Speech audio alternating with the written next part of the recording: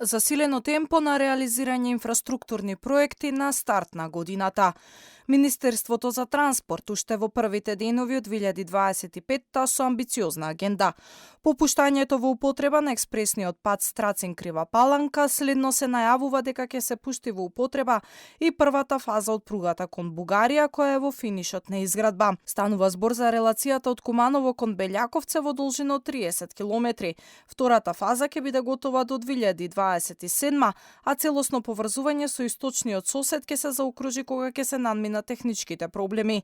Она што е досега познато за третата фаза е дека Министерството за транспорт откри дека моменталниот проект предвидува тунел без крај. Па Бугарија го прифати предлогот на македонската влада и го одобри нацрт договорот со Македонија за заедничка изградба на прекограничниот тунел, а треба да се формира и мешовит комитет. Тоа се 30 километри кои што веќе се при крај и во многу брз период, кога велам брз период, зборувам за денови, не за месеци, години или децении, таа пруга ќе биде пуштена, со што ќе имаме целосно функционална пруга од Скопје преку Куманово до Белјаковце.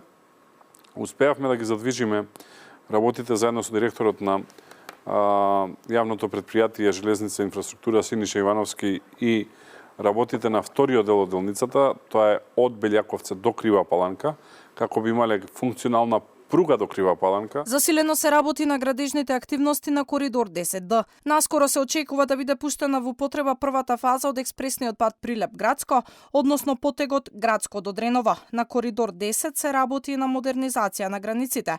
Ке се воведе принципот New Single Window, што значи дека товарните возила ќе застануваат само еднаш за проверка на документи.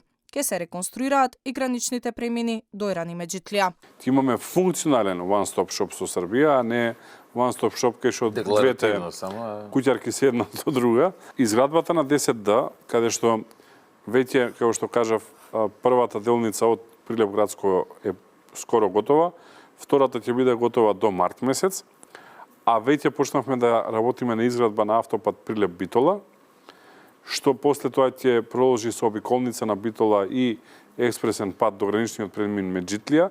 Тие значи дека двата големи гранични премини кои што ги имаме ние со Грција ќе бидат поврзани со автопат или експресен пат.